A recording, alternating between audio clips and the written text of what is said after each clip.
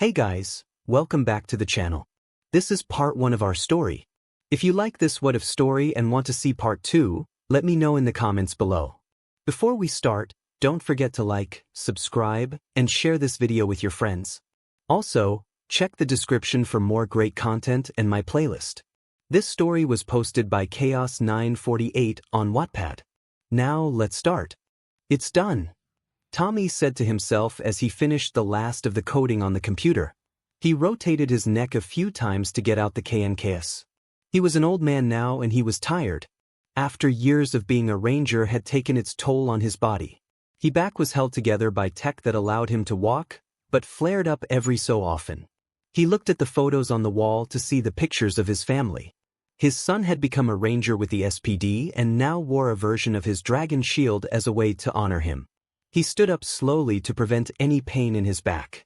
He had decided that the Master Morpher should be sent to another universe to help create a new team of rangers to be a force for good. He had said it so only someone truly worthy could be chosen as the next leader of the rangers. He had looked around the room to see it was like a slightly smaller command center from his youth, but a bit more modern and top of the line.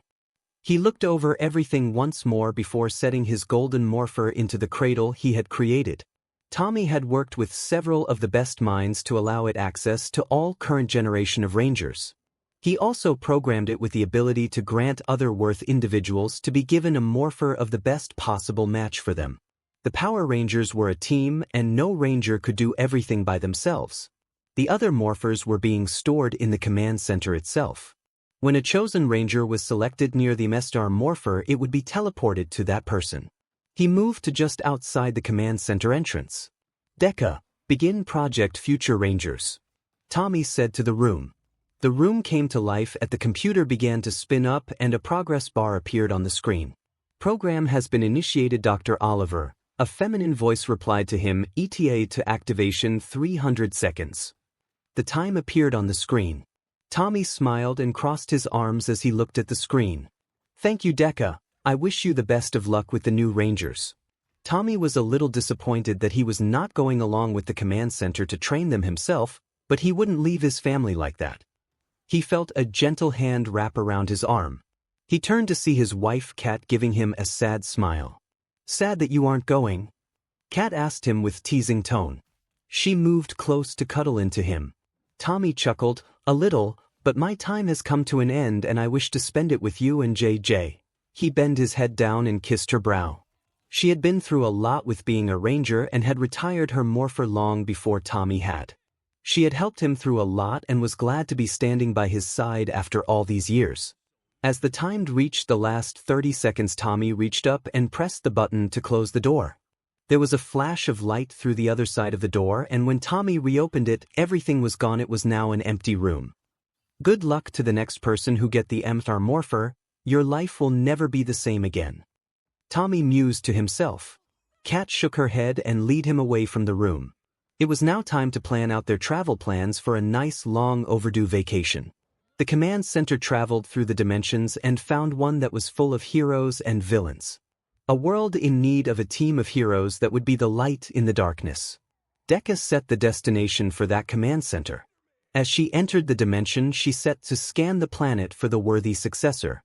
After a long scan of a moth of scanning the Earth, a match was found in Japan. Deku activated the teleportation system and vanished to the planet's surface. She had found the match lived in Mizudafu area and there was a beach full of debris and garbage. She landed the command center near a large pile of rock structures and generated its camouflage ability.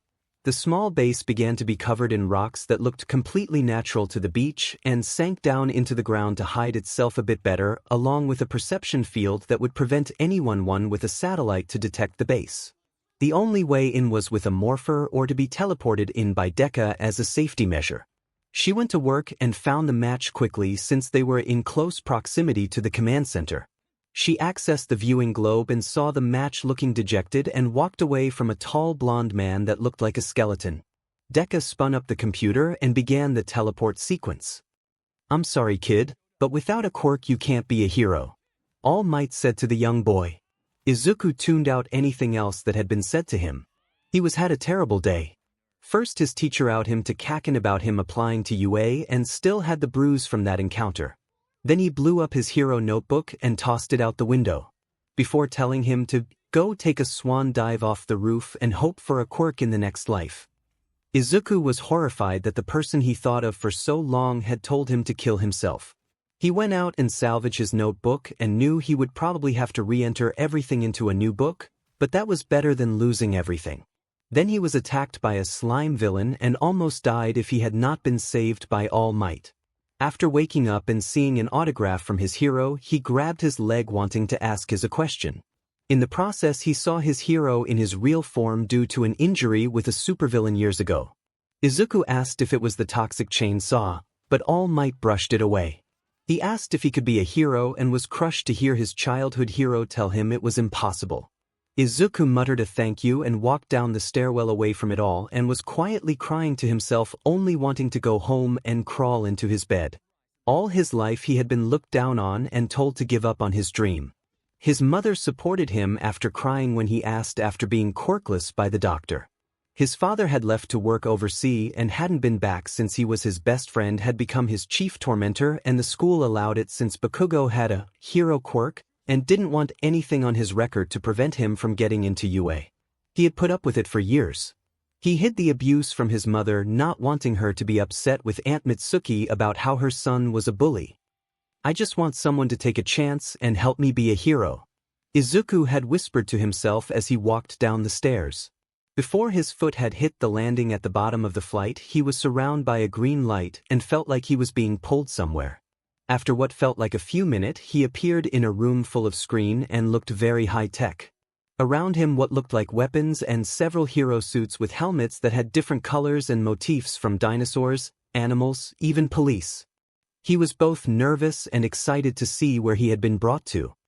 Welcome to the command center, Izuku Midoryia. A female voice greeted him from behind him. Izuku jumped and suppressed a scream, looking around to see where the voice came from, but saw no one around. Who are you and how do you know my name? Izuku asked, trying to calm himself, still looking around try to find the woman who spoke to him. He looked to see a screen had turned on with a woman on the screen. She looked roughly his mother's age with white hair and green eyes. Her skin was a pale white. She wore a simple black robe that contrasted her skin. Her face was heart-shaped and she had a kind smile on her face. My name is Deku and I am the artificial intelligence that runs the command center for Power Ranger operations. I know you name Izuku because I have scanned the planet for an individual with a heart of a hero and the drive to be a light for those in need. She pointed behind him and he looked to see a golden device sitting in a cradle, with a golden coin in the center in the shape of a dragon foot. You, Izuku, have been selected by the Master Morpher to become the leader of the next generation of Power Rangers. Izuku felt his jaw drop. Him chosen to be a leader? This had to be a mistake. What is a Power Ranger? He asked, looking at the suits. He was sure there was a connection to the device he now knew was the Master Morpher and the suits. Deku disappeared from the screen and then it was filled with heroes fighting monsters and saving the day from evil. He watched them do amazing feats of strength, speed and skill in martial arts and weapons. He watched in awe as Zords were summoned and monster destroyed that towered over cities. He wondered how Empty Lady would fare against these things since some of the Zords were taller than her.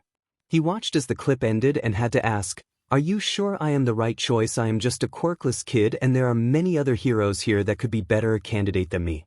Izuku was still reeling from All Might telling him he couldn't be a hero. Deku reappeared with the same kind smile on him. True, this world is full of heroes, but there is more to being a ranger than just having an ability.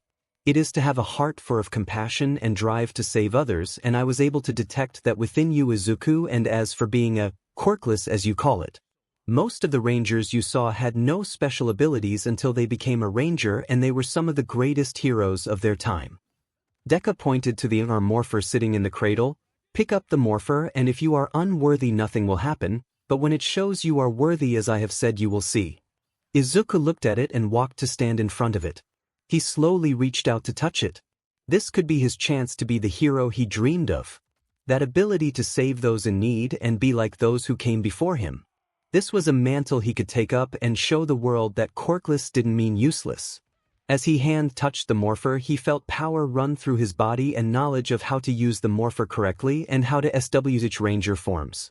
As he felt the knowledge fill his mind, and he heard an ethereal voice say, "Welcome to the Power Ranger Izuku." Izuku felt better than he had in ages. His felt stronger and felt the power run through him. I wonder if this is what it feels like to have a quirk, he thought to himself. He turned around to talk more to Deku, but alarms filled the room and the white orb showed a street burning and heroes trying to battle a slime creature. Izuku recognized the creature as the one who attacked him. He froze. Had the bottle fell when I grabbed All Might's leg. He turned to Deku. "Can you teleport me to where this is happening?" he asked, wanting to fix his mistake. Deku smiled broadly. "Of course, Izuku, take the watch on the counter. It's a ranger communicator. If you need to come here, touch the red button and it will teleport you to the command center. Now I will send you to there to show the world what a hero you are." Izuku moved quickly and grabbed the watch and placed it on his wrist. It was silver with green stripes on the band. "I'm ready, I think," Izuku said, a bit nervous of what he was about to do. He took a deep breath and felt himself be teleported out of the command center. As he left the command center, Deku said more to herself, "Time to shine, little ranger, and it will be great honor to see how you will grow." Izuku landed behind the crowd as an explosion went off, setting fire to the building. The pro heroes were keeping the debris from hitting the spectators. Backdraft was battling the blaze while Death Arms and 𝐀𝐮𝐭𝐡𝐨𝐫 were standing watching it happen. Empty Lady was blocked by not having enough space to be of any help. Izuku looked to see 𝐒𝐿𝐵𝐵 inside the slime. He felt cold, remembering that feeling of drowning, and could see that his face was that of rage, but his eyes were full of fear. Izuku flipped out the handle of the Morpher and moved past the crowd and past the two pro heroes. "Hey kid, get back here, it's not safe." Death Arms shouted, "Stop." 𝐀𝐮𝐭𝐡𝐨𝐫 yelled out. Izuku had tuned them out after years of analyzing quirks. There was multiple ways to have saved 𝐒𝐵𝐵 and stopped the villain, but they were waiting for the perfect quirk to arrive. "One chance, let him go," Izuku said with a strong and even tone. He was terrified on the inside, but knew he had to be brave enough to be a hero. The slime looked at him and laughed. "Well, if it isn't my first victim, come back for more, huh?" His voice was condescending and laughed the entire time. "I'll remove you and become famous enough to be feared by these heroes." "Well, I tried diplomacy," Izuku said. "It's morphing time, Dragon Zord. Go Green Ranger OST." A flash of green light filled the area, causing both heroes and villain to look away. When the light faded, where Izuku stood was an adult in green spandex. His hands and feet were covered in a white with green accents. His chest was covered with a gold shield that covered the shoulder and had a diamond in the center. Around each arm was a golden band. His waist had a white belt, and his golden Morpher in the center of his waist. On his right hip was an elegant dagger in a black sheath. His suit was completed with a green helmet with a black visor trimmed with silver. His mouth area was silver and cut in slightly to the helmet. The top had a red diamond in the center and two black eyes on each side. He walked steadily towards the villain with a hand resting on the dagger. The slime villain tried to send multiple blasts his direction, but Izuku drew his dragon dagger and played a quick tune, creating a green energy shield that deflected the blasts away from him to the side and away from the crowd. Izuku got close and slashed at one of the slime's eyes, causing him to yell in pain, loosening up his grip on 𝐒𝐵𝐵. Izuku took his free hand and pulled him out like he was a book from a shelf. Izuku jumped back to the pro heroes. "Here, make sure he's okay," before jumping back into the fray. The slime was thrashing around trying to him, but Izuku was too fast. He made quick slashes, taking out tentacles that came out to attack him. He made a few solid kicks and punches that were like being hit by a truck, causing the slime villain pain. Izuku jumped back and played another tune different from the first, and then placed a hand at the base of the dagger and ran in along the blade, causing it to glow green. "Time to end this." Izuku jumped and brought the dagger down. Green Dragon Slash. As the blade made contact with the slime, it exploded, splatter him against the both walls. Izuku stood up as he heard the slime groan, unable to put himself back together. The pros that were watched were dumbfounded as to what happened. 1 minute kid was challenging the villain they were struggling with. Now he was in a green suit and deflecting the blasts as if they were nothing. The crowd was in shock as well as to who this kid was. All Might watch the young boy he told couldn't be a hero now doing his job since he was out of time. I was wrong, this kid is a true hero. He was clenching his fist at his own hubris. Where did he get that suit? He told me he was quirkless. The crowd was silent for a moment before they started to cheer for the new hero. Izuku sheathed his dagger and walked towards the pro-heroes. 𝐻𝐿ady had joined the group of waiting heroes to talk to him. Power down. Izuku said return to his normal form as he continued to walk. Hey Bakugo, you doing okay? Izuku asked as the medics had him in a breathing mask and wrapped in a blanket. He didn't answer him, just seethed in rage in between coughs. Is he okay? Izuku asked the medics. He'll be fine, we are going to take him to get checked out since he is coughing up slime and make sure his airways is clear. Izuku nodded as he pulled out his phone and handed it to the medic. This is his mother's cell number, give her a call and he won't give any trouble about going to get checked out. You traitor. Bakugo screamed before going back into a couching fit. Izuku shook his head as the medic called and talking to his mother before turning on the speaker phone placed her on speaker. Katsuki, stop being eggy and go to the hospital or I will ground you for a year. He grumbled an acknowledgement and was loaded into the back of the ambulance. He was still glaring daggers at him right up until the doors were closed and they pulled away. As the ambulance left, he moved closer to the pros and held his wrists together out in front of him. I will surrender peacefully, Izuku stated in a calm voice. He was terrified of what his mother was going to saw when she saw the news.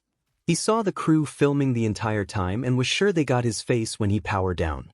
He was technically broken the law by fighting a villain without a license. And he didn't want to make this into a bigger deal than what it was. Death Arms clicked on a pair of cuffs without a second thought, and that is when the crowd turned angry. Hey, he saved that kid. Really arresting the real hero. Come on, that kid is a hero. Izuku was stunned to see so many people trying to protest on his behalf. Death Arms and Cammy would try to calm the crowd, but they were being drowned out. 𝐿𝐿ady moved closer to Izuku. If I takes these off, will you please come answer a few questions? She asked kindly. She was very curious of how he saved the kid and the green suit. I'll walk you there myself. Izuku nodded sure. 𝐿𝐿ady unlocked the cuffs and placed a hand on his shoulder. I asked him to accompany me to the station to answer some questions. I'll take him into my custody until this is sorted out. She turned him to the nearby police station and left the other two pros to handle the crowd. There was cheers for 𝐿𝐿ady as she walked Izuku away. What is your name, kid? Izuku Midoryia, ma'am. Izuku answered honestly. Thank you for skirting me without 𝐻𝐿𝐴𝐷𝐶FFS. He bowed his head in respect to her. 𝐿𝐿ady brushed him off. Hey, you saved him, and even if you broke the law you were cooperating and there was no need to cuff you in front of the crowd. She gave him a slight smile. And it's 𝐿𝐿ady or call me you. I am way too young to be a ma'am. She shuddered at that thought, being considered that old. She looked at the green-haired boy, asked, How old are you, kid? 14, I'll 15 in July you. Izuku replied, trying to fidget. He hadn't had many friends since he was 4, and this was the longest conversation he had with an adult except his mother. He was also shy when it came to the opposite gender, and he was having to control himself not to stutter. You are a kid indeed, she chuckled and ruffled his hair, causing him to blush from the act. Well, we're about there, and then we have to call you parents. She could see the police station in the distance and saw there were a few officers standing outside waiting for her. I'll stay with you until she gets here if that is okay with you. Izuku nodded and pulled out a notebook and flipped to her page. Would it be okay if I got your autograph? I saw your debut this morning and was wanting to try and get it later. Izuku diverted his eyes in embarrassment since he was such a nerd for heroes at this moment. You smiled brightly. Of course, kid. She looked at the page and it had an almost accurate drawing of her costume along with pro and cons. Wow, this kid is good with one outing, analyzed me this well. She took the pen and signed just below the portrait and was about to hand the pen back when she saw a small word written next to it. See, you blushed lightly, but quickly willed it away before giving Izuku a feral smile and tapping his shoulder. When he looked up, he swallowed hard. 𝐶𝐶, handing him back his notebook. Thus began the teasing he had to endure from his new friend as they walked into the station. All Might had watched this kid become a hero in front of his eyes. He watched as that device allowed him the abilities to save that boy and save the day. He was angry at himself for letting his own ego get the better of him. His MSTR would have knocked into next week for what he and told that kid. When it was all over, the kid changed back and surrendered peacefully to the pros and watched as the crowd turned ugly as they called that boy a hero. He would have to change his way of thinking, and as a thought reached his mind, he took out this phone and called to schedule a flight out to see an old friends and his daughter. He had a new plan on who would be his successor. "Thank you, my boy, for showing this old man that he had lost his way. Now I start to fix a lot of my mistakes," he thought to himself as he waited for his friends to answer. Izuku sat in the interrogation room working on trying to fix his damaged notebook since he had All Might and now 𝐿𝐿 signatures. It wasn't too bad, and he had to rewrite a few things here and there. He had been waiting for almost an hour when his mother had rushed in and pulled him into a tight embrace and was crying. Izuku tried to calm her, but it took a bit for her to settle down. You had been sitting in the corner taking photos of the even and giggling at Izuku. While they had been waiting, she had seen him a kid brother. He was kind, cautious, and easy for her to tease to get him flustered. She had been an only child and her parents lived on the other side of Japan. She had a few friends, but it was hard to keep in touch with their different schedules. She had learned a lot from his analysis of her quirk and had made a note for work with Gunhead for some hand-to-hand experience. Izuku finally got his mother to calm down and introduced her to you and immediately hugged her for taking the cuffs off of her son and not treating him like a criminal. You gave her an honest smile after the hug, and all three of them chatted until the detective walked into the room, followed by three others. The first one to enter the room was the 𝐒𝐮𝐬𝐴 heroine Midnight. She was still in her hero costume, which looked like a 𝐷 outfit with a white full-body suit with a 𝐵RST-less corset and knee-high boots. She wore a handcuff on each wrist and carried her traditional WHP. Her long black hair was wild but well kept. She was tall and curvaceous with a beauty mark under her left eye. She wore a pair of red glasses as if it was a mask. As soon as she entered the room, you almost started to hiss like a cat. They had a rivalry for years and did not get along. Midnight looked over at Izuku and gave him a wink. "Well, hello there, cutie," Midnight said in a flirty tone. Izuku blushed a hard red. Inko frowned slightly, and you pulled him towards her. "Back off, my little brother there, hag," you said and growled out as she liked Izuku and would protect him from the cougar that is Midnight. This caused Midnight's eye to twitch and lean forward. "I was just being friendly to you, young man slag." Midnight shot back at you. Both women were glaring daggers at the other, but before the second person stopped them before a fight broke out. "Enough, both you act your ages." The second man was a tired, long-haired man. He looked a little ragged and wore dark clothing and had a large scarf that covered his shoulder. He wore a pane of goggle on top of his head. The man was tall and lean gentleman in need a good shave to get rid of the gruff on his face. He looked like he could blend into a crowd easier than most pro heroes. The man moved to a cupboard and looked Izuku up and down. The last person to enter was a 3-foot in height portly shaped person in a business suit. He looked a cross between a bear, dog, and a mouse with a scar over his left eye.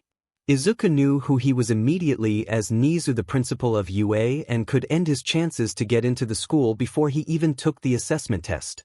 The detective left the room and the room get a little tense. Izuku decided to break the tension. "Am I going to be arrested, sir?" Izuku asked with a slight waver in his voice. 𝐒𝐮𝐴 gave him a small smile. "Am I a mouse, bear, or a dog?"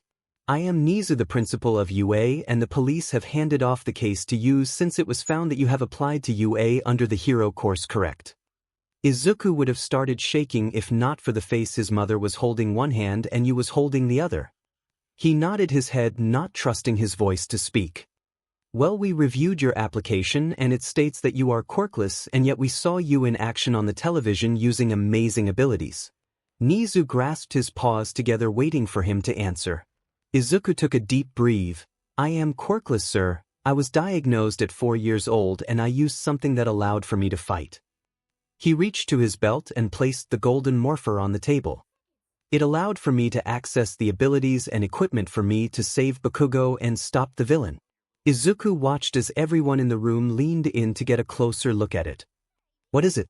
Midnight asked, looking at the detail in the golden coin in the center. Izuku took another deep breath. It's called Master Morpher. It allows me to morph into a variety of different rangers and use their abilities. The one I used to fight today, the Green Dragon Ranger abilities. He wished he had Deku with him here to help explain all of this, since he only had a quick course in this and rushed out to save Bakugo. What are these rangers? The scraggy man asked, keeping a close eye on Izuku. Why did they give this item to you instead of a pro hero? The man watched as Izuku tried and failed to explain several times. Before he could think of a reply, his watch beeped and a voice came through it. I can answer those questions for you, Izuku, since I have access to that information and I didn't get a chance to go in-depth with you about it. Deku said through the communicator. Hello everyone, I am Deku and I am in charge of the command center and the one who gave Izuku the Master Morpher to use to save you Bakugo from a terrible fate. Izuku raised the communicator and placed his wrist on the table for everyone to hear easier. Well, this is interesting turn of events. Nizu said before chuckling. Well, Miss Deku, can you please walk us through this please so we can act accordingly? Nizu's curiosity was piqued with this new development of an unknown party that he has never heard of. It would be simpler, Nizu, to teleport everyone here to the command center to show you a lot easier if that is alright with everyone. Deku replied back to Nizu, it is perfectly safe and Izuku and done so twice. It's true I got teleported in and out rather easily. Izuku stated, making all eyes turn his direction before he leaned back a little further into his seat from the incredulous gazes from the heroes and the stern gaze from his mother.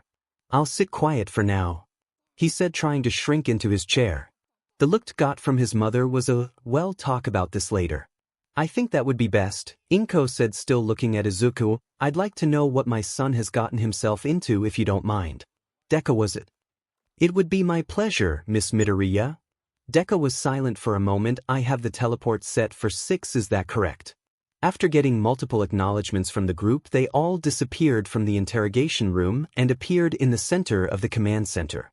After a few moments of disorientation, everyone looked in awe of their surroundings, similar to how Izuku was when he was brought here. Deku appeared on the screen with a smile. Welcome everyone to the command center. I am Deku, the AI artificial intelligence that runs the command center for Power Ranger operations. Wait, AI? Nizu said in awe of being teleported and now being exposed to incredible AI along with the amazing command center. I have to say this is truly remarkable to be brought here.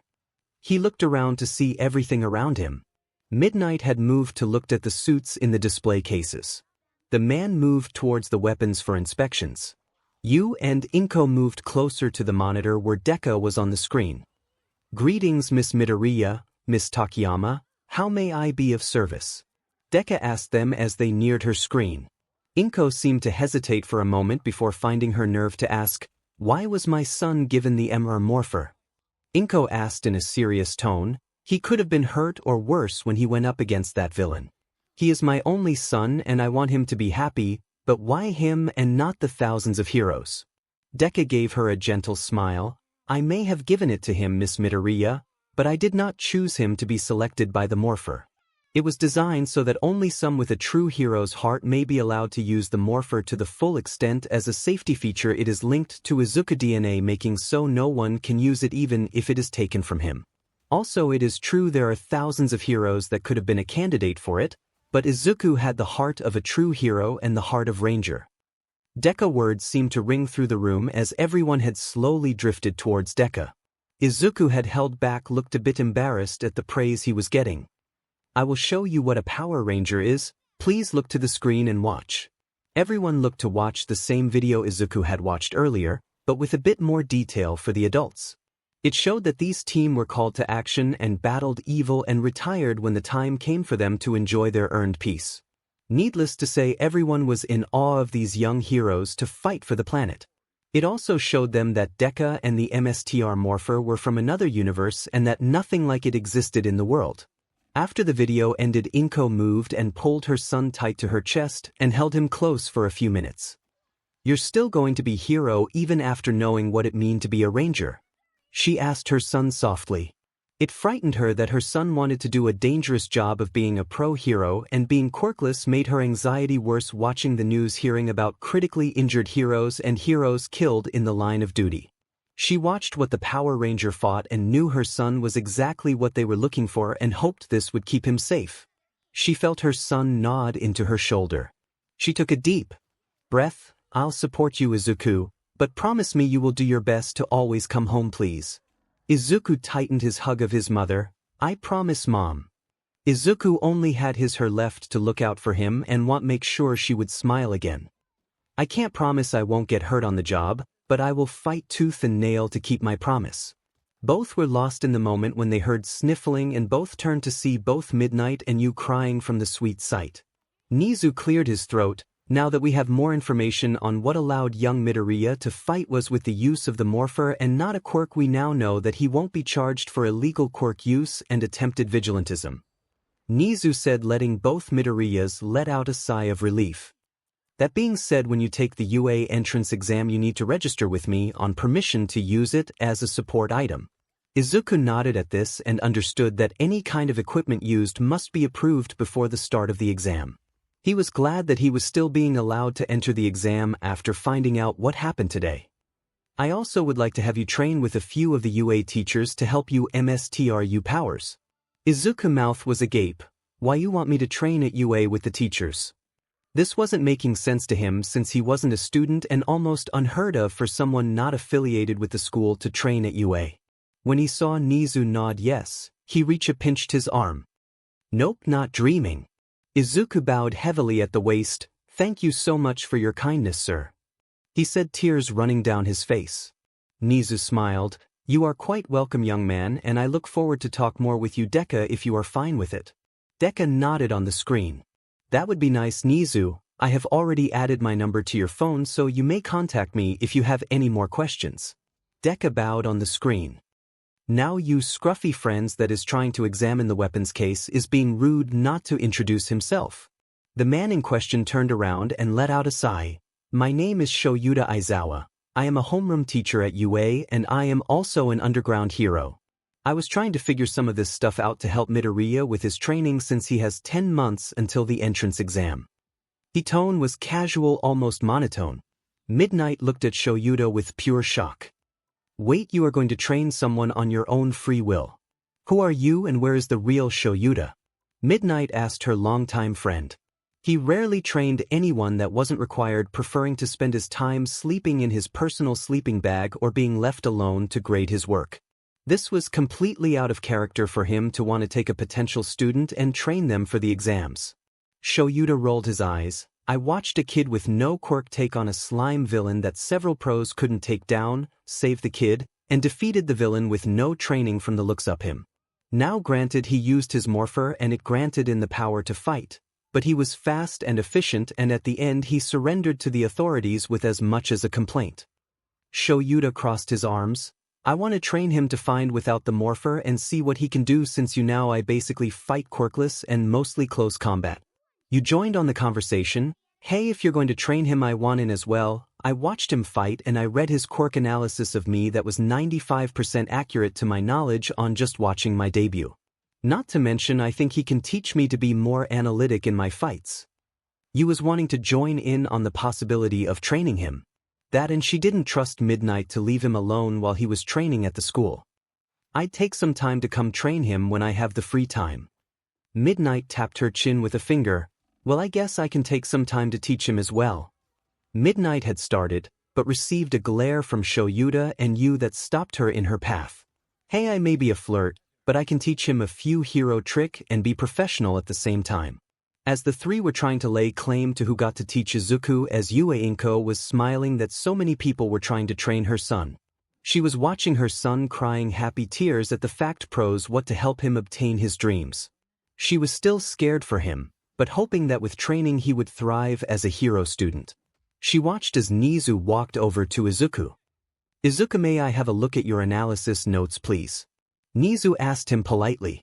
Izuku was stunned for a moment at the request, but handed the notebook over to him. "Thank you." Nizu started to flip through it a page at a time. With each page his eyes grew bigger. Were you self-taught or did someone instruct on how to be an analyst? Izuku tilted his head to the side slightly with a confused look on his face. I taught myself, watched heroes on TV or any video I could find online. I started out using a crayon when I was 4, and as I grew up I started to go into more detail and taught myself how to draw to go next to the analyst. Izuku said, rubbing the back of his head, slightly embarrassed about his notebook. I hope maybe one day having it published and sent to UA to help other heroes. Izuku was blushing at his dream or having his research published as a way to be a hero if we was turned away from UA. All the adults in the room stopped and were looking at him in amazement. 𝐀𝐮𝐬𝐴 was slightly concerned with the grin on his boss's face that normally meant more work for him in the process. 𝐒𝐮𝐦𝐦𝐚𝐫𝐲 had to contain a squeal at how adorable he looked just a moment ago when he tilted his head in confusion. Nizu rubbed his hand together with large smile on his face. Well, that is settled then. I will set a schedule for you to train with you, 𝐀𝐮𝐬𝐴, and midnight at UA where we have the facilities to train you, and one day a week I want to see you for private tutoring with myself to improve your already amazing analysis on quirks. This had several effects on the group. First, 𝐒𝐮𝐦𝐴 were amazed that Nizu wanted to give Izuku private lessons and was willing to allow him access to UA facilities to train with the 3 heroes before his entrance exam. Midnight and 𝐀𝐮𝐬𝐴 were terrified for a completely different reason. Their boss was incredibly intelligent and had never taken a private student to teach, and now he had found one incredibly smart and had an analytical mind that was ripe to be molded. They feared a second coming of Nizu. This was what broke Izuku. Being trained by 3 pros and being allowed to be trained at UA was one thing, but to be offered as a private student by the president of UA personally was too much for him. He started to cry hard and fell to his knees, covering his face. For years of being mistreated by classmates and teachers, this was so surreal for him to see people wanting to help him. After 10 long years of mistreatment and abuse, there were finally other adults besides his mother that wanted him to succeed. The adults in the room were confused at his sudden breakdown.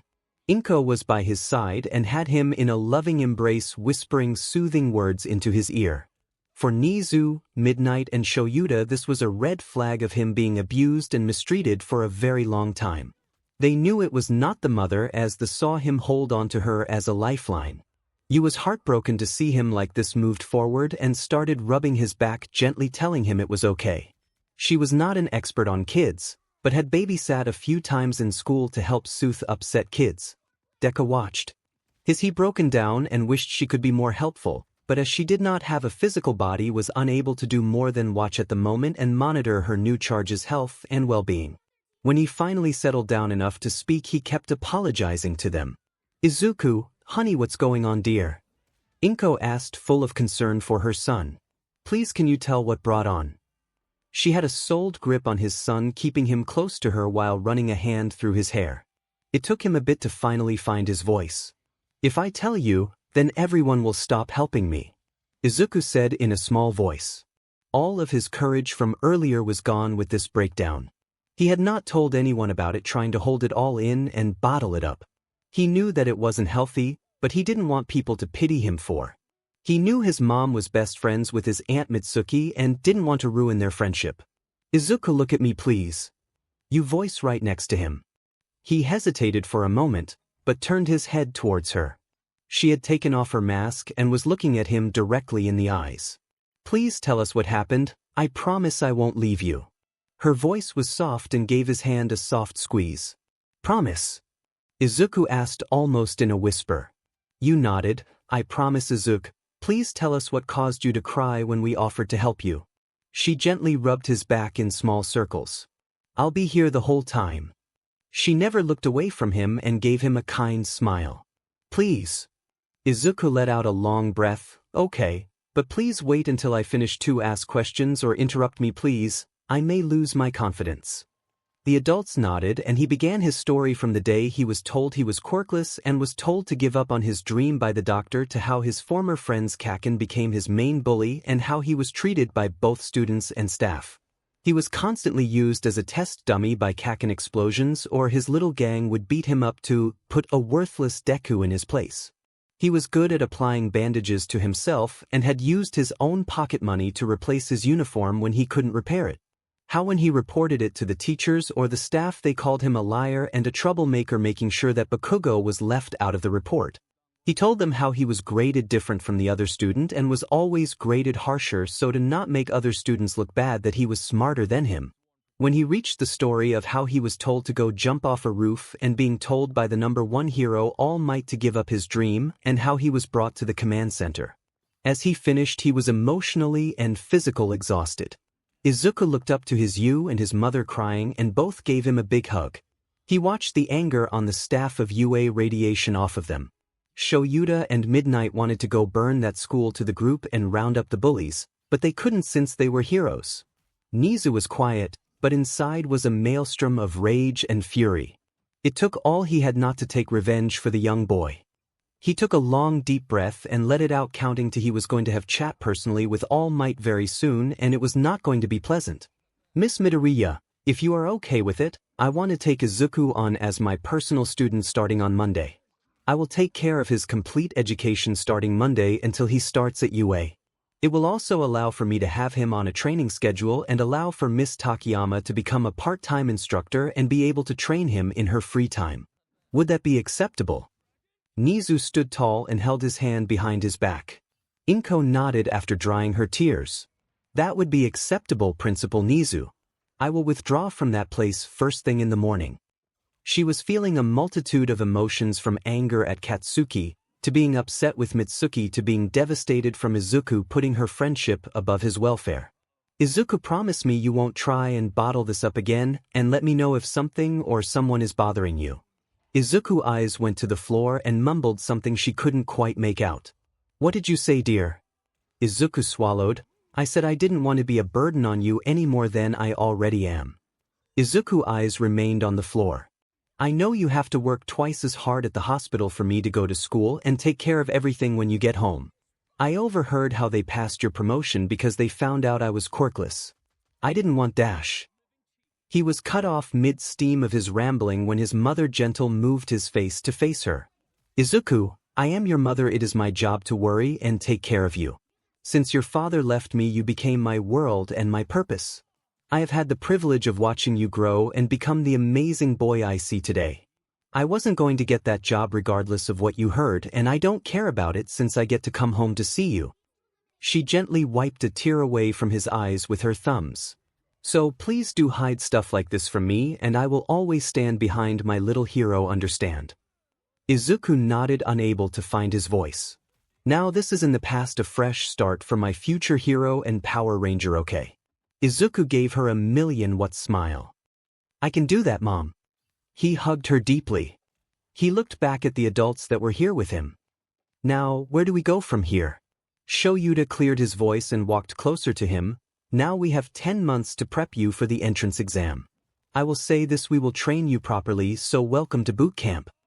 He gave a small smile at Izuku, making the boy wonder what he had just agreed to. The next 10 months went by before Izuku knew it.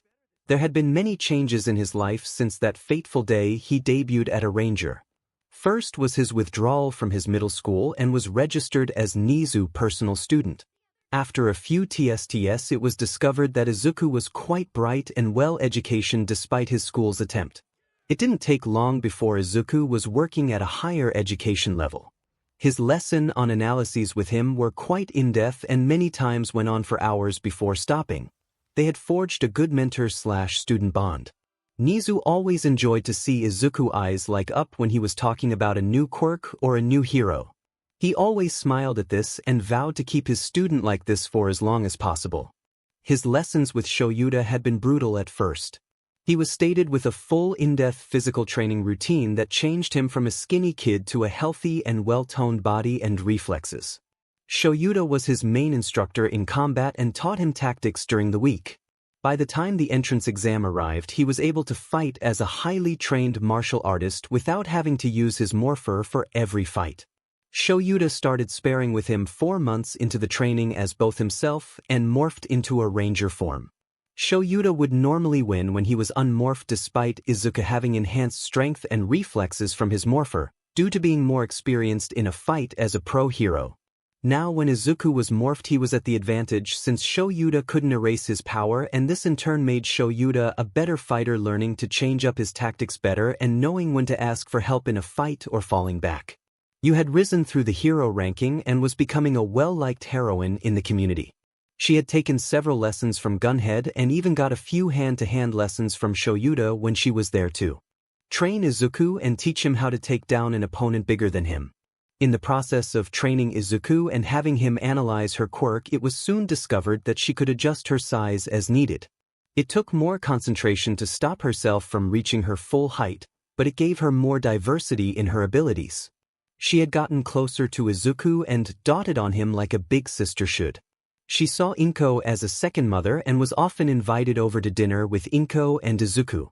It had helped her be a better hero and relied more on her smile than flashing her assets to the public. She had done several public events with Izuku as her assistants in cleaning up a few parks and reading to kids at several hospitals had made her better heroine. Izuku always came out to these events and they got their photo together of both of them smiling and nicknamed the Smiling Duo. 𝐸 and 𝗚𝗎𝐸 were not the best of friends, but they could tolerate each other not to fight since it upset Izuku. She enjoyed being a part-time teacher and found that there were a few students that looked up to her as their personal hero. She had been considering taking up a full-time position at some point. 𝗏𝐻𝐾 had many big changes after what happened to her son. First, she was hired by 𝗎𝐻𝐸 to be nurse at UA along with Recovery Girl.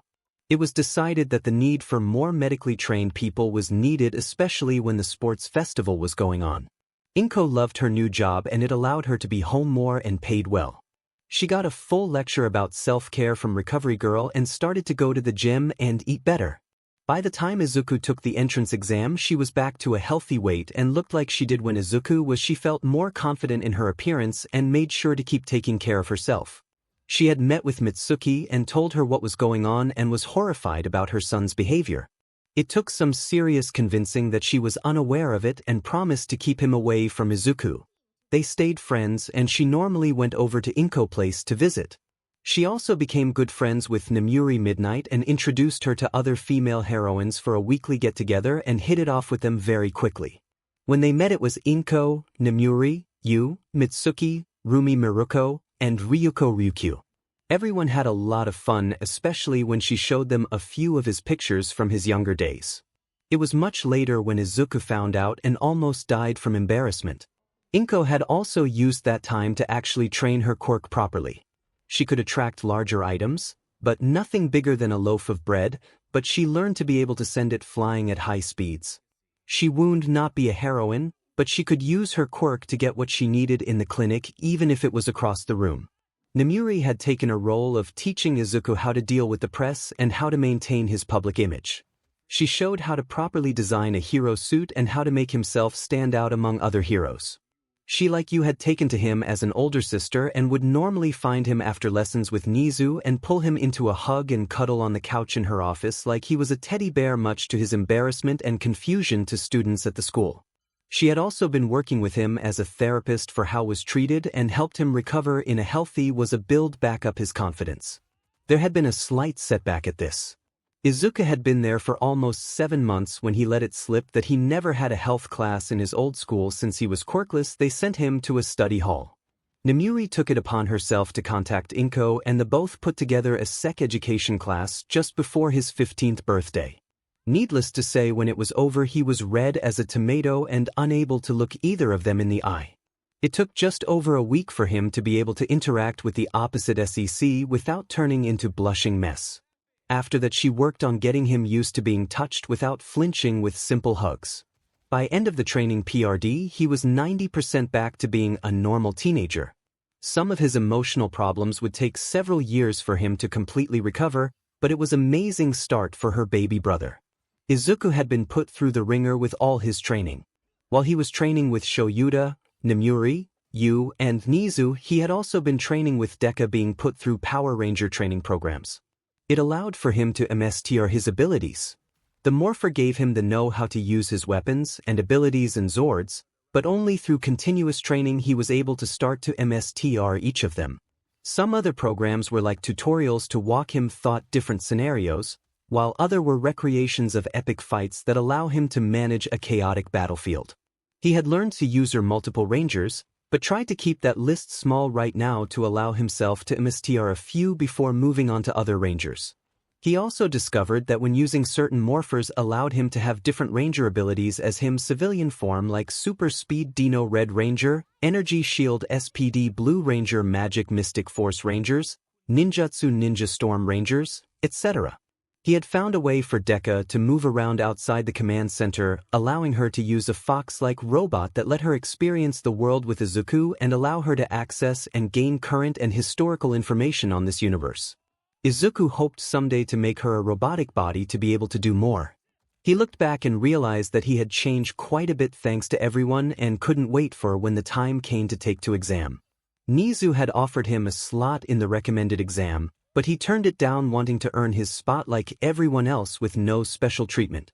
𝐻𝐿 smiled and respected that choice and said he was looking forward to seeing him shine above the rest.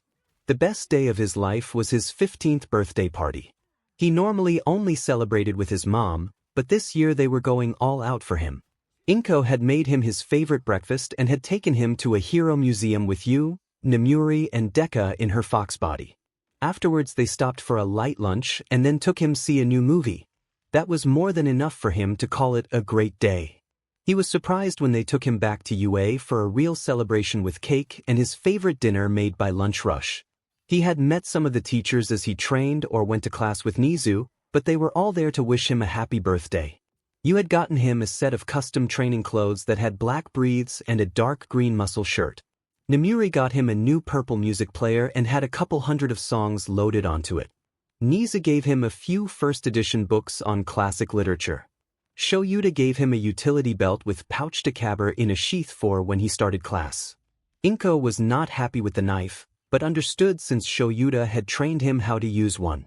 𝐾𝐮𝐭𝐡𝐨𝐫's gift was an autograph book signed with all current UA staff. Mitsuki had sent him a new duffel bag for his training gear that had his name sewn into the side.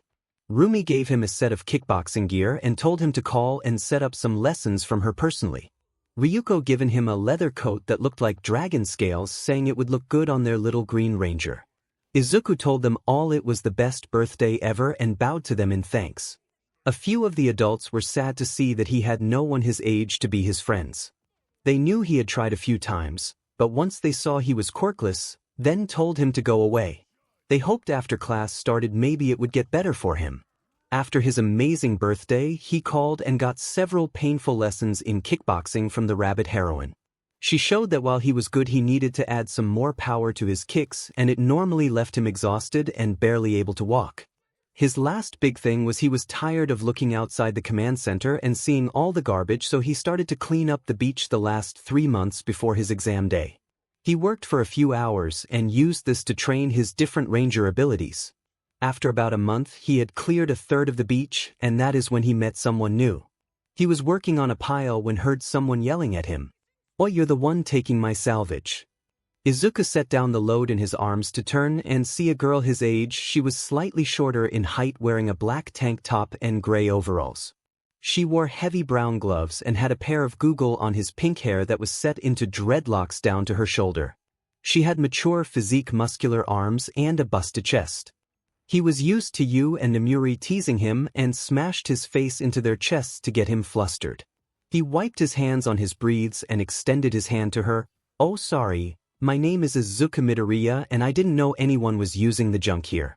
I just wanted to clean the beach and make it appealing again." He gave her a smile. "Who are you?"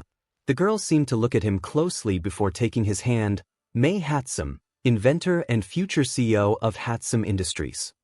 She let go of his hand and put her fists on her hips and stood taller. "I have been coming here for years for my salvage, but I had enough not make any recent trips here, until today that is." She seemed to focus on his pile of junk before focusing back on him. "I see a few things that stack that I need. Are you good with me taking what I need?"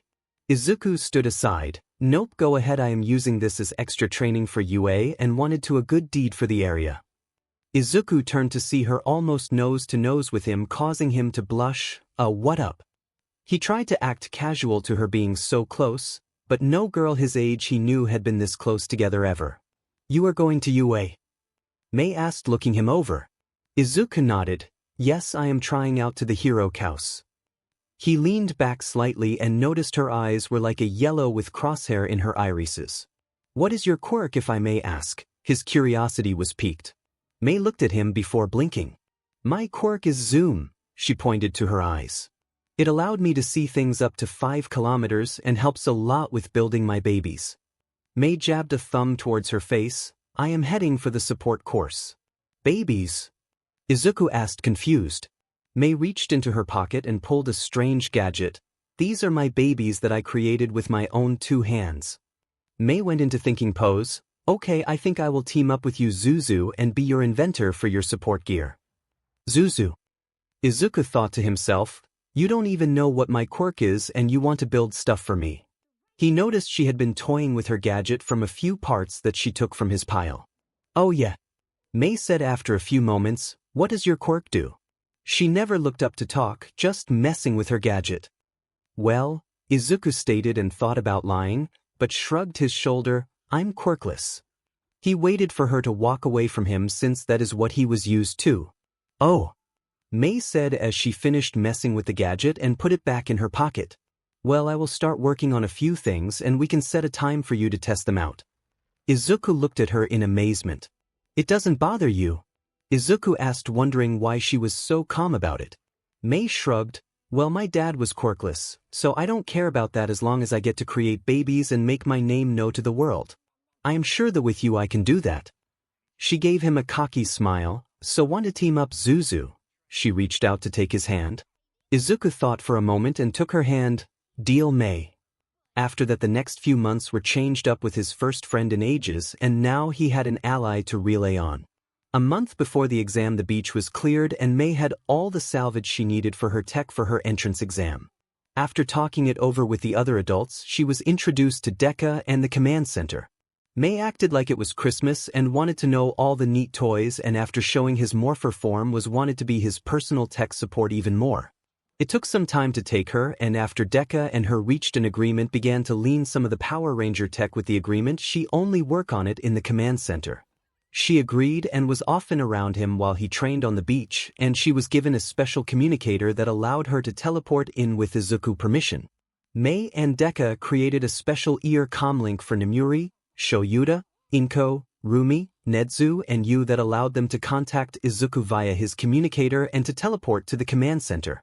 Needless to say, when he introduced her to most of the adults in his life, he was teased mercilessly for bringing a girl home to meet the family. Izuku was nervous about bringing Mei to meet his family. He was close with his new friend, but sometimes she had no filter and misunderstanding happened. Mei had been excited to being invited over for a family dinner. Izuku had warned her they would probably tease her, but they didn't mean anything bad about. Welcome to my home, Mei. Izuku said, opening the door for her and gesturing her inside. Izuku could smell the wonderful food that had been prepared. Mom, I'm home and with our dinner guest. He called out to her as he took off his shoes. In the kitchen, dear.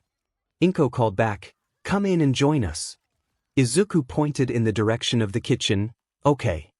As he walked into the kitchen, he saw his mother putting the finishing touches on dinner and could see his sisters sitting around the table talk until they saw the two of them enter the kitchen. Hey everyone, this is Mei 𝗏𝗡, the friend I made down at the beach. He gestured to each of his sisters.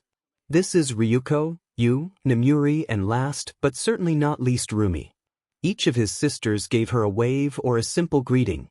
This is my mom who is making our dinner. 𝗀𝐻𝐿 wiped her hands on a towel and extended her hand to Mei. It is so lovely to meet you, dear. Izuku talks a lot about you, 𝗀𝐻𝐿 said with a kind smile on her face. Mei grinned at this and shook 𝗀𝐻𝐿's hand. Oh really, you talk about that much, 𝗂𝗂? Mei teased as she watched his sister start to grin like sharks smelling blood in the water. Oh 𝗂𝗂, is it now? 𝗛𝗎𝗎 purred. I didn't know you had a nickname with your little friend. 𝗛𝗎𝗎 looked to see the others starting to smile as well. Oh well, I didn't know you were such a smooth operator, Izuku. Ryuko laughed as his face turned red. She seems rather attached to you. She gave 𝗛𝗎𝗎 a fist bump as they were just getting started. Oh, Izuku has been checking up on me and making sure I remember to eat or to sleep when I get too wrapped up in a project. May stated, not catching the teasing tone they were give her friend. You cooed at this. I knew my baby brother was such a kind person, but this makes it even more adorable. You gave him a teasing smile as he became more flustered. I'm just trying to make sure. She gets out of her lab once in a while, eats something more than her junk food. Izuku stuttered out as his family doubled down on their teasing. Izuku offered May a chair at the table, and she sat down next to him. May, would you like something to drink? Water, please. Izuku nodded and went to get her drink. He knew there was going to be a comment at some point about this, and now he was waiting for it. Wow, you already have him waiting on you hand and foot. I am impressed. Rumi teased, he won't need too much husband training at his point. Rumi grin turned feral as she looked at Izuku. Well, I think he would be husband someday with how kind he is.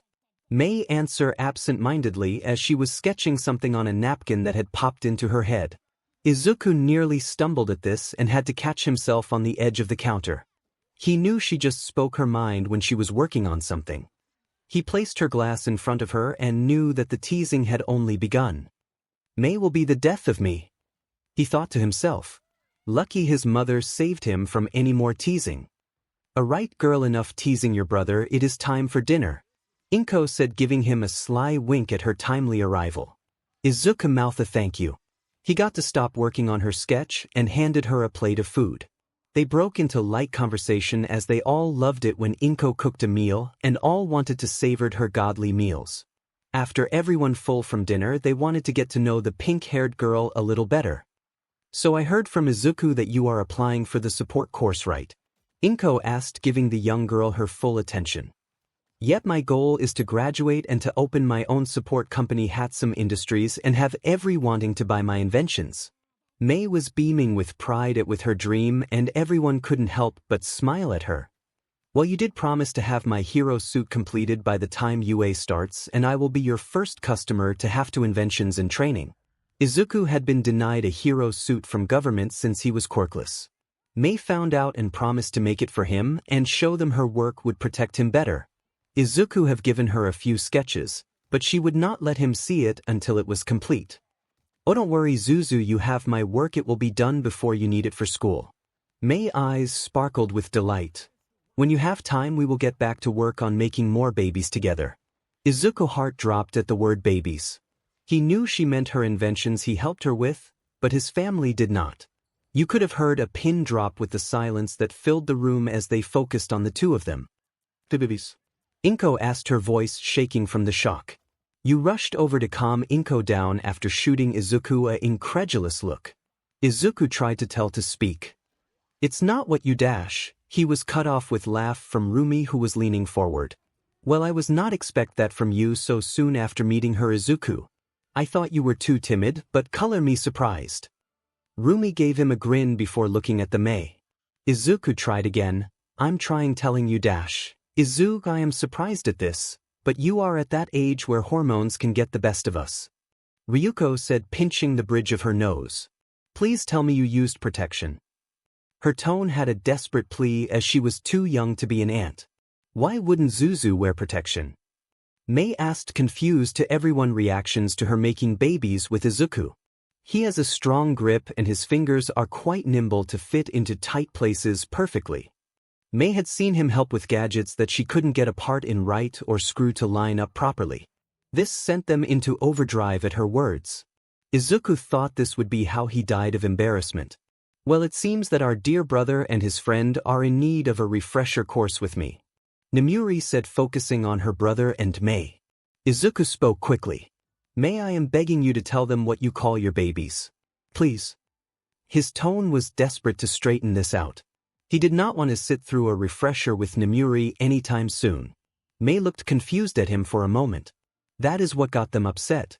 My inventions are my babies, and Izuku helps me when I need another set of hands building them or I hit a block I can't figure out a problem. May looked at the stunned looks she was getting from Izuku's sisters. You call you inventions babies? Ryuko asked slowly as trying to make sure she understood. May nodded at this. Oh, thank God for that. She mumbled, resting her head in her hand. May, did you ever pay attention to SEC education class in school? Nomiuri asked, feeling relieved that her brother was not sleeping with his female friend and it was a big misunderstanding. Mei gave her a shrug. Not really, it was boring and I spent my time working on designs for other babies I could make. Mei was still confused as to why everyone is making a big deal out of nothing. She remembered bits and pieces, but she was normally working on something to keep her busy. I see. Nomiuri said before standing up and moving towards Mei. Then as a teacher it is my responsibility that I give you a class on 𝐻𝐶 education. She skirted Mei to the living room to give her a class immediately. Mei shot everyone a confused look as she went with Nomiuri. Inko had come back to her senses after hearing what happened and decided it would be best if she and Izuku went for a walk to clear out for Nomiuri to teach Mei her special lesson. Rumi, Yu, and Ryuko went with them to spend more time with Izuku. When they returned an hour later, Mei was blushing red and was unable to look Izuku in the eye as she thanked him for dinner and apologized to him, causing the misunderstanding. It took Mei 3 weeks afterwards when she talked with Izuku without looking at the ground or blushing heavily. Soon it was time for the exam and Mei had gone ahead to the support course or for her test. Izuku stood there admiring the building that had been his school for the last 10 months. He was wearing his gift from Yu, his black Breathe, trademark red shoes, and his tight green muscle shirt that had shown off his admirable hard work. He had his leather jacket over to keep his arms covered until it was time for the physical portion. He watched his former friend go in without even acknowledging him. Izuku was glad not have deal with him today and started walking to the door when his foot caught the sidewalk and almost fell until he noticed he was floating and was helped back up. Careful, don't want to get taken out before the exam starts. A female voice said behind him with a giggle. Izuku turned to see a girl with brown hair and kind round face with 2 pink blush marks on her cheeks and a kind smile. Her brown eyes were kind and touched her hand together, release, and his gravity returned. I'm Ochako Uraraka. She held out her hand. Izuku smiled. Thank you, my name is Izuku Midoryia. He shook her hand and noted the jelly beans on each finger. Are you here for the hero course? When she nodded, well, let's head in before we're late. Sure. Ochako said, walking beside him. This day is going to be amazing, she exclaimed as Izuku chucked and walked into the testing hall. Izuku blew through the written portion after working with Nizu and went to wait in the next waiting room. He put in his headphone and listened to music. He really didn't have a die-hard preference, something with a beat that he could work out to or relax with. He had about an hour before other students started to trickle in. He was just bobbing his head to the beat when he felt someone tap his shoulder. He turned to see Ochako and a petite girl with purple hair and earphone jacks at the end of her ears. What's up, Uraraka, Mississippi? He asked the girl, taking out his headphones. Hey Izuku, call me Ochako and this is my friend 𝐀𝐮𝐭𝐡𝐨 from my last school. Ochako said with a big smile. She took a seat next to him and 𝐀𝐭 took the one next to her.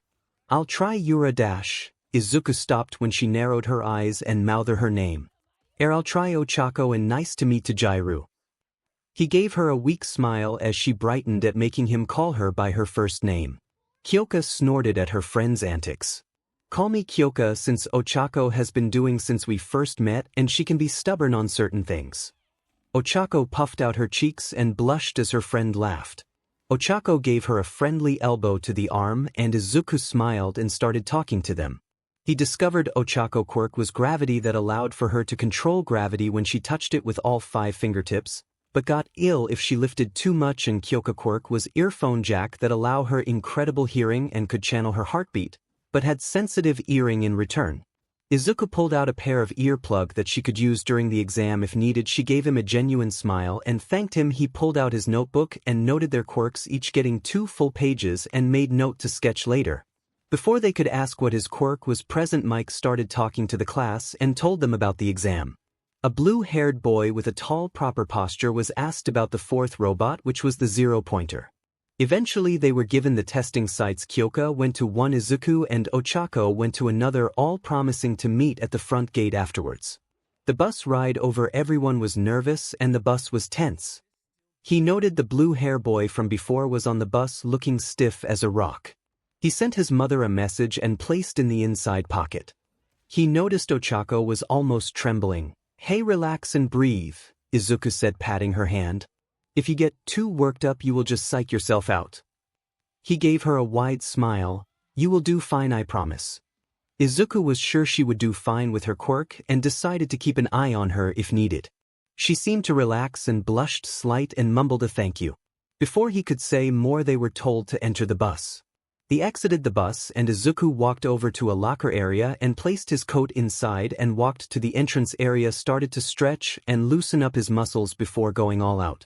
He had his belt around his waist and his morpher in the center and knife near his hand. As he approached Ochako he was stopped by the blue-haired boy. You can't not have any equipment on you for this test. The boy almost yelled at him and placed a hand on his shoulder. Izuku didn't flinch from his gaze and brushed his hand from his shoulder. First off, I have permission to use support items approved by the principal of UA as stated in the guidebook. Izuku started to walk past him. Second, don't touch me without a real purpose or a reason to do so. Izuku was still a bit sensitive on being touched thanks to years of abuse from Katsuki. He reached Ochako and gave her a smile. Ready? Ready, she said, giving him a nod. She crouched slightly ready for the starting countdown. Izuku grabbed the Master Morpher and switched to the quantum morpher that appeared on his left wrist. Before Ochako could ask a question the gate dropped and Izuku took off running. What are you wait for, go, there is no countdown in real life. Present mic yelling into the speaker system. Quantum power. Izuku called out and disappeared in a flash of red light. In the UA viewing room. The room was slightly more crowded than usual. You had Nizu, Shoyuta, Nemuri, Present Mic, Power Loader, Cementos, Snipe and Vlad King that were normally at every exam. This year they also had Recover Girl and the new nurse Inko. Along with MT Lady Miruko and Ryukyu in full heroine costumes. And two recommendation students that accepted the invitation to see the regular exams from Nizu personally. The first was Momo Yaoyorozu and her best friend Setsuna Tokichi. Both girls had passed the exams with flying colors and were curious as to how the exam was different. Momo was tall for her age with broad shoulder and muscular arms and legs. Setsuna called her an Amazon, all the time since she was tall, muscular as unfairly stacked in the chest. Her hair was black and pulled to one side allowed her onyx eyes to be visible. She wore her school uniform and stood with her arms crossed over her chest. Setsuna was shorter than Momo and had a slimmer build, but was also muscular. An old teacher compared her to a panther, sleek, but powerful since people underestimated her when they faced her. She had dark green wavy hair and eyes with long and pointy teeth. She told everyone her teeth were dinosaur teeth. She wore her uniform as well. Both has been making small talk until they heard Present Mic start the exam.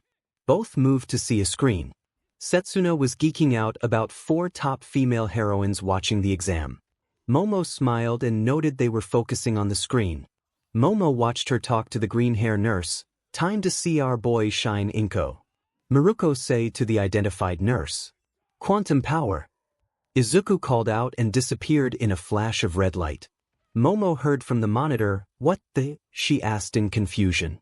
Testing area. Izuku stood tall as the Quantum Ranger and he drew the Quantum Blaster from its holster and ran into made fast work of several one-pointers and moved to the next area. He went to work and dropped a 2-pointer and then a 3-pointer. He was on a steady pace. And noticed a purple-haired boy about to be overwhelmed. A few minutes in, Izuku dropped them and moved towards him. You okay? He asked as the boy stood up and nodded. Izuku pulled a metal arm from the robot and tossed it to him. Go for the legs and then the head. Use that arm against the machine is safer than your hands. Good luck. The purple-haired boy took the arm and slung it over his shoulder. Who the hell was that? Was all he said before rushing in the opposite direction to try and get more points before the exam came to an end. As the exam went on, Izuku helped out other people, a pink-haired girl about to get ambushed by a 3-pointer. An invisible girl about to be overrun when he took out a few and jury-rigged a 2-pointer to obey her commands. And several other along the way as earning his own points. He saw Ochako tear, thought several of them yell 28 points. He lost track of his own and kept looking for people to help. In the UA viewing room. The guy in the red suit is good. Setsuna said, watching him move from screen to screen. Taking out robots and helping as he goes. pointing to screen of a guy pinned to ground until the red suit appeared and saved him before moving along. I like his helmet. Giving her best friend a toothy smile. Momo rolled her eyes with a smile. True, it's right up your alley. Momo was watching the action, saw several skilled people that could be her classmates. Nemuri was standing next to Inko as she watched her son save one person after another with a massive smile on her face. She had been cheering him on with 𝗏𝗏, Miruko, and Ryukyu as he flew through the test. He was doing a great job. Miruko pointed out some of her kicks and bragged about teaching him that, and everyone was proud of him. 𝗏𝗏 was quiet and had a small smirk on his face. It was unfortunate for 𝗏𝗏 was in tears after watching him decimate his hard work so swiftly. 𝗏𝗏 looked at his watch. Time for the finale. And pressed a big red button. Momo and Setsuna eyes went wide when they saw the 0-pointer. Oh my! Oh! Inko gasped and clutched her chest, and Yu and Nemuri moved to support her in case she passed out from sheer panic. No one had warned her about the sheer size of the 0-pointer. Testing area. Izuku felt pretty good standing on top of a build watching over the other candidates and watched at the clock in his visor was counting down. He was sure that he had enough points and was about to head to the exit when he felt the building shake. What? He watched as a massive robot that had to be 50 m in height move towards the area. Oh, that is the 0-pointer, he said, looking at its current path. He moved in that direction and made sure people were getting out of the way. He was about to jump away when he heard someone. Oh. Izuku turned to the voice and his visor zoomed into Ochako trapped under debris as everyone was running away, ignoring her. He moved on instinct, rushed towards her, and in a couple of jumps he was above her on the nearby building and dropped to the ground and moved towards her. Ochako, are you okay? He asked, kneeling down next to her. Izuku, she asked, trying to move the debris. I'm stuck, get out of here before the thing arrives. She was afraid for her friends getting hurt. She struggled to try and free herself, but was at a bad angle to reach it and use her quirk on the debris. Not without you. Izuku replied in a tone of finality and with minimal effort lifted the debris off and tossed it aside. Can you walk? He saw her ankle that was viable was black and blue. She shook her head, tears in her eyes. I got you, Ochako, hang on. Before she could say anything else, she scooped up in a princess carry, hugged tight to his chest. Ochako was bright red at his action and Izuku ran away from the 0-pointer towards a group of people. He saw the blue-haired boy and yelled, "Why?" When the boy stopped, Izuku moved in front of him. Here, take her to safety, I'm going to buy you guys some time with 0-pointer. What? Ochako and blue-haired boy said at the same time. Izuku pointed towards the exit. Go. His voice held a final tone to it and turned back to the machine. He touched his morpher and it changed back into the morpher. It's morphin time. Dragon Zord. Izuku flashed green and was the Green Dragon Ranger. Go. Izuku said before running towards the danger. Wait, Izuku. Ochako shouted as she was taken to safety. In the UA viewing room. When the women in the room watched his save the brown-hair girl and then princess carry her to safety, they were all grinning and cooing at him being a perfect gentleman. Momo was blushing after reading all her romance novels that a knight in red armor saved her and carried her to safety. Setsuna was the same, but she was more discreet about it. They were lost in until Inko shouted, "That's my son and I am so proud of him." Momo and Setsuna smiled at the proud mother. Then they watched as he handed her off to another boy with blue hair, then heard, "It's morphin time. Dragon Zord." And he flashed green and in a completely different suit. This had more of a dragon motif. Setsuna was drooling slightly at the suit and wondered what he looked like underneath, since she didn't get a good look before it started. Then everyone in the room froze as he ordered them to go to cover their exit. Momo raised a hand to cover her mouth, but Setsuna asked, "Why is he going back? He got clear and is now running towards that monster of a machine." Inko was nearly hyperventilating and Yu and Nemuri were not doing much better. Because that is what a hero does. A man voice said. Both girls looked to see the man 𝗏𝗏 standing near them. Then had met before this all started, but had remained silent for the most part. He is giving his comrades a chance to escape even if will cause him harm or worse. Both girls went pale. That being said, don't count that boy out yet, he still has a few tricks up his sleeve. When that he gestured to the screen. Watch. All Might stood in the corner just watching silently. Testing area. Izuku jumped with superhuman ability to the top of the building and looked at the 0-pointer. Deku, prepare the Zord teleporter. Affirmative Izuku, I have it up and running ready for you needs. I have the all Zords prepped for you.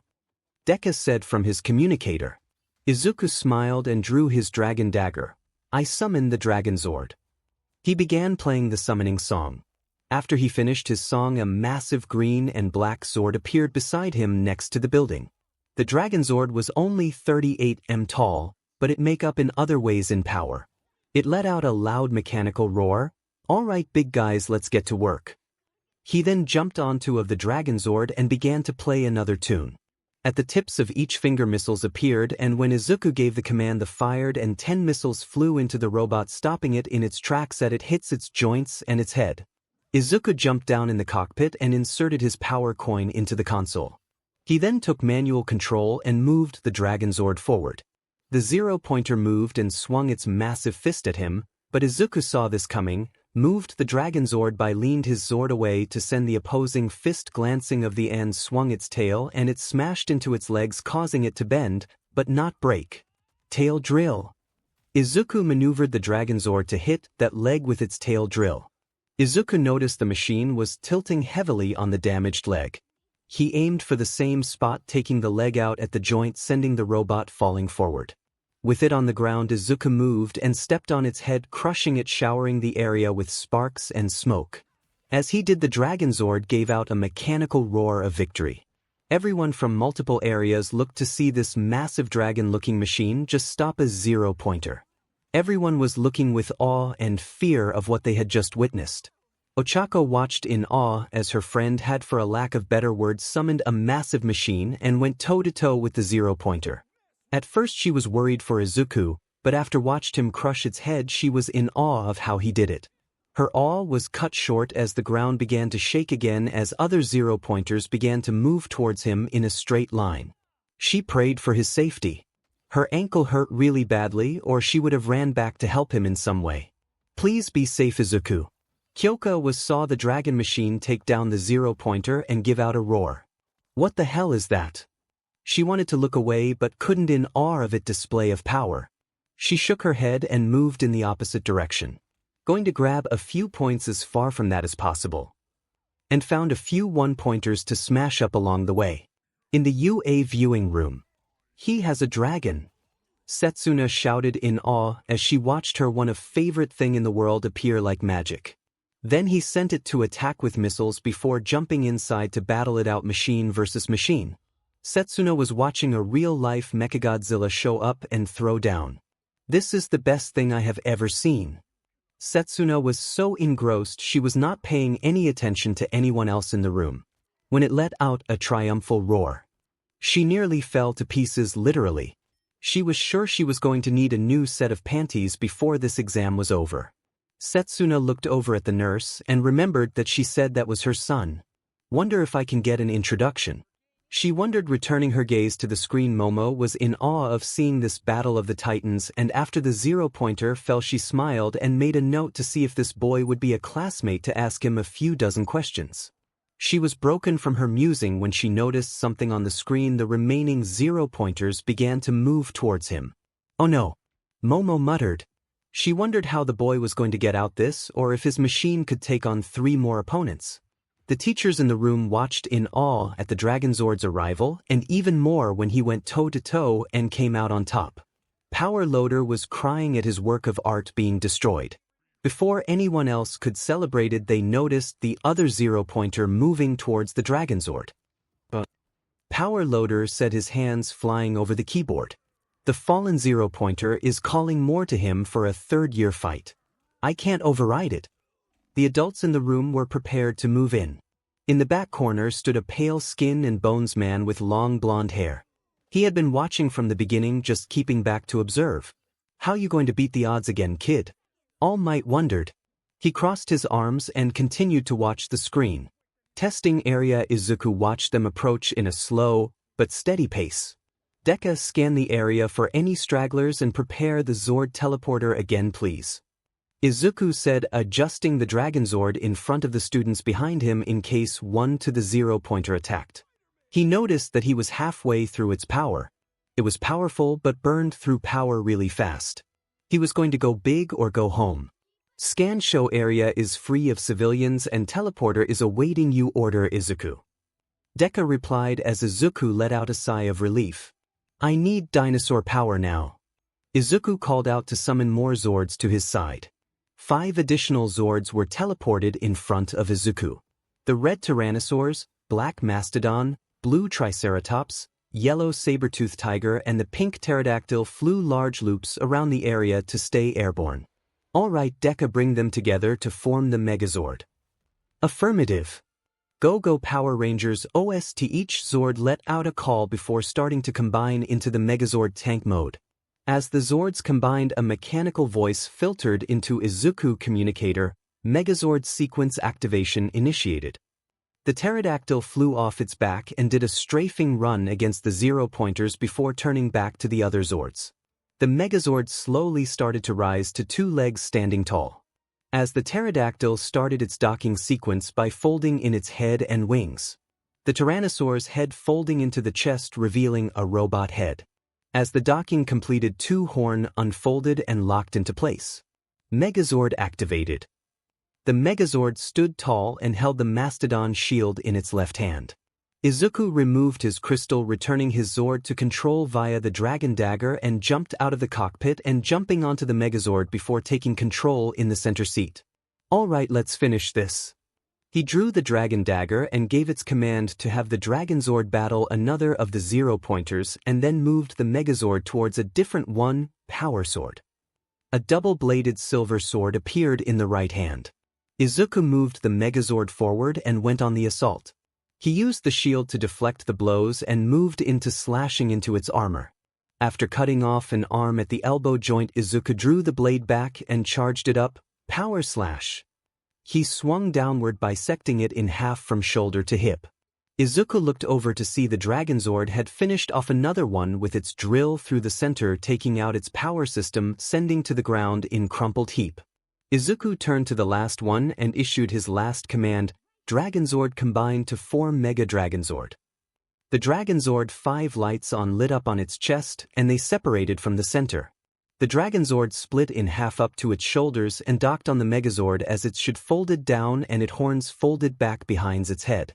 As the Zords docked, the Megazord's eye began to glow red. Time to finish this.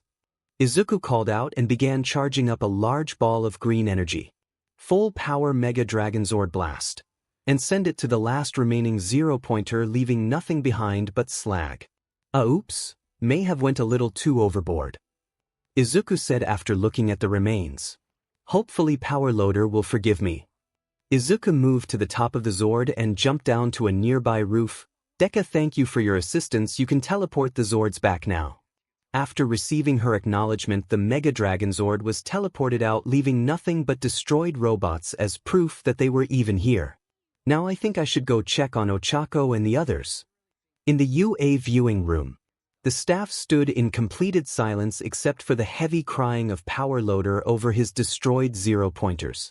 As the Zords disappeared, Nizu started to laugh maniacally at this display of power and awe with the appearance of the Zords.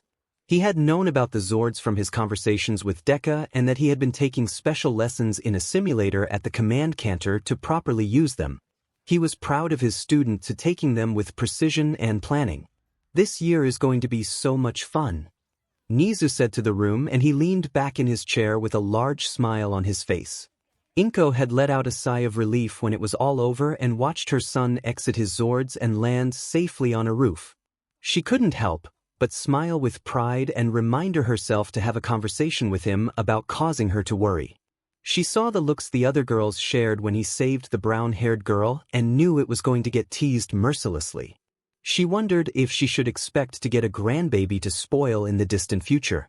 She did feel sorry for any girls wanting to get close to him with 4 adopted sisters that were also pro-heroines. Maruko was cheering loudly and wanted to challenge him to fight after he had a few days to rest. She was proud to see him use those kicks of hers earlier and wanted to remind herself to get him for an internship before anyone else saw him in action of her adopted brother. She was the cool sister who taught him how to fight with his legs and didn't really like to tell him not to do something. That was a job for 𝐾𝐮𝐭𝐡𝐨𝐫 and Midoryia. She wondered if he would be game for a few MMA fights. Ryukyu was impressed to see Izuku in action. She watched as he blew through the exam start to finish couldn't to congratulate him. She wanted to try and get him into an internship with her since she hadn't gotten the chance to train him with his busy schedule, and maybe it would calm her in turn down to have someone close to her age to talk to. She almost felt bad about sending 𝐻𝐼R to meet Izuku, but better him than herself to be asking 1,000 questions. Now she had to find a way to do that without Miruko finding out and trying to do the same. You had been Izuku's loudest supporter and is cheering him on how he took down the machines and left nothing but scrap metal. She didn't see what power loader was upset about, but you was certain he was being overdramatic. She watched him exit his Zord and move toward the other students, mostly like to check up on the girl he saved. You was going to tease him so bad for being a knight in shining armor and rescuing a cute girl. She was thinking of a way to slip in an internship request without the other girls knowing about it. She wanted to spend some time with her brother and in the process mentor Izuku, and maybe he would let her ride in a Zord. Midoryia made sure 𝐾𝐮𝐭𝐡𝐨𝐫 was okay after her near panic attack of watch Izuku go running towards the 0-pointer. She was glad to see him shine above the rest of the other candidates. She watched in awe of his control and display of power from his Zords. There were not much need for them here due to not that many villains could grow to that size, but may be useful for natural disasters to rescue operations. He could be one of the greatest heroes ever to graduate from the halls of UA. She took out her phone and looked at the photo she had taken of his first rescue. She planned on getting better copy for later, but this would do for now.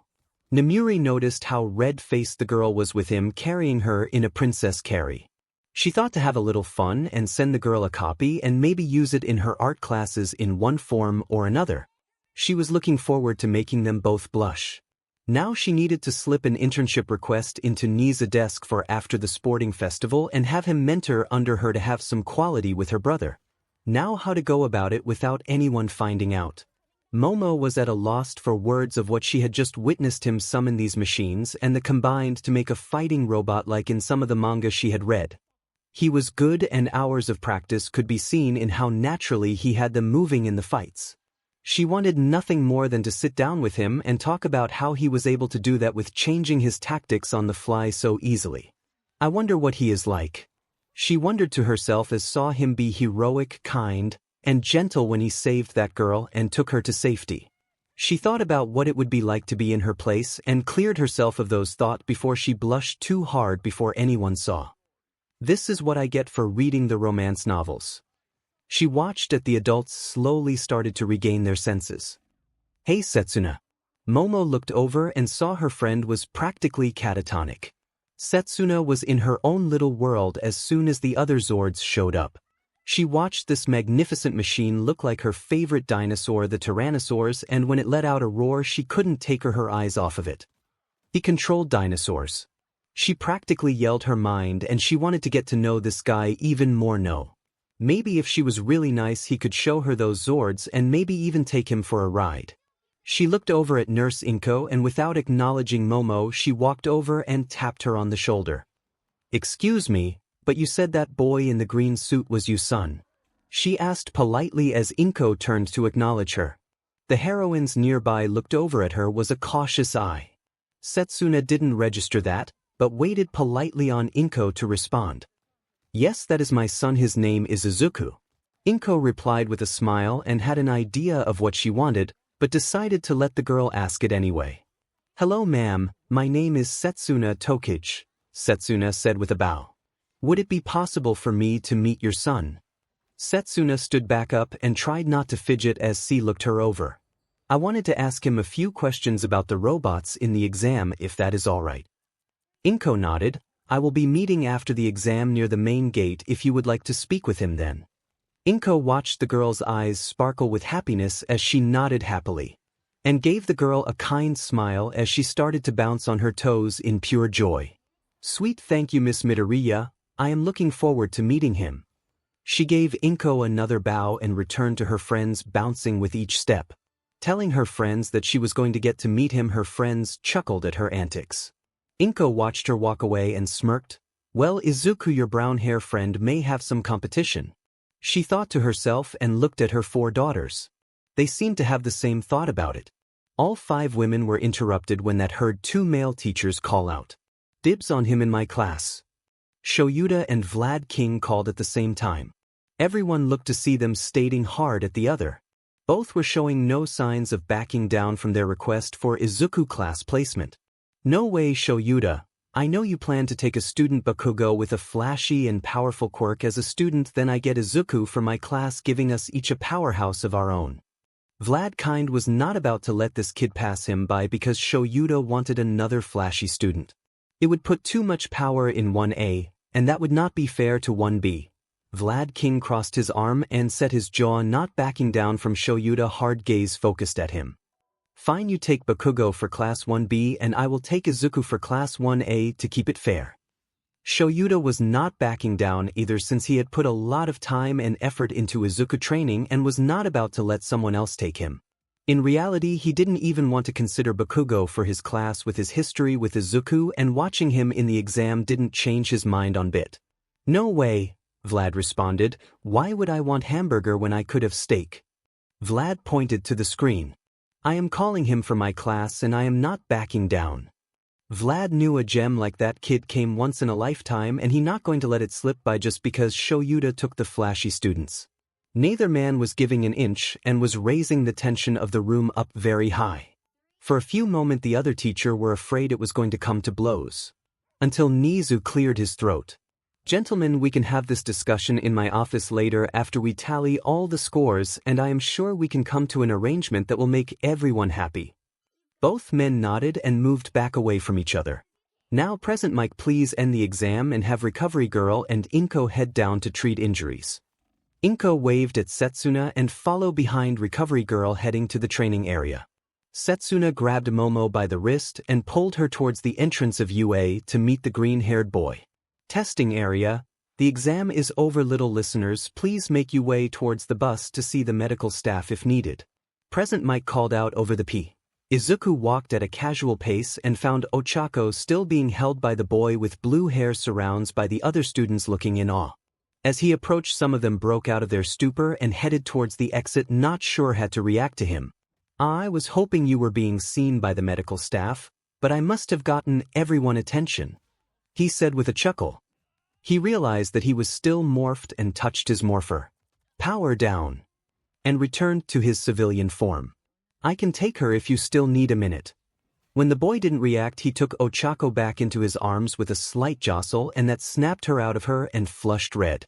"Izuku, what was that?"